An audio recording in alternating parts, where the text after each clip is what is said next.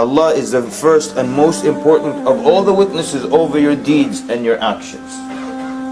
And it befits then that the believing men and women, they're aware of the fact that Allah Azza wa Jal is watching them. And this is how the righteous that lived before us were. They were constantly aware. They constantly remember the fact that Allah subhanahu wa ta'ala is watching them. From the famous examples of Uthman ibn Affan radiallahu anhu, when he would remove his clothing to shower in his home to bathe, he would be lowering his head and bending his back out of shame that Allah sees him unclothed. How many people remember Allah Azza wa Jal at a moment like that? But the people of taqwa never forget that Allah Azza wa Jal is watching. One of the early Muslims, a righteous man by the name of Hatim al-Asam. And this man, when he was young, he used to study with the teacher, and the teacher used to treat him better than the other students. One day the other students objected to this treatment that he's getting.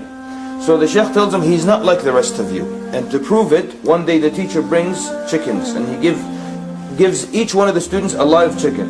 And he tells them, go where no one can see you and slaughter this animal.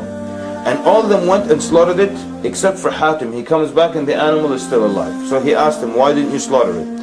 He says, because you told me to go where no one could see me. And everywhere I went, Allah could see me. The people of taqwa, when you tell them, go where no one can see you, they remember Allah amongst those who can see them. And most people are heedless and they don't remember Allah subhanahu wa ta'ala. So Allah Azza wa Jal is the first and foremost of all the witnesses. Allah is the greatest of the ones that look at us. And subhanAllah, when people want to sin against Allah Azza wa Jal, they close windows, they lock doors, they make sure there are no cameras, that no human being can walk in on them. But they care the least that Allah Azza wa Jal sees them this whole time. They care the least that Allah Azza wa Jal sees them the whole time. So that means then, it does not behoove and be fit for the believing man or woman that when they're alone with Allah is when they're sinning against Allah.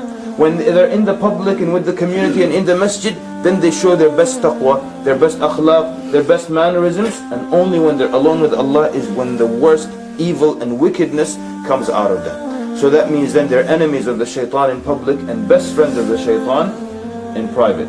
They're friends of Allah in public and they're enemies of Allah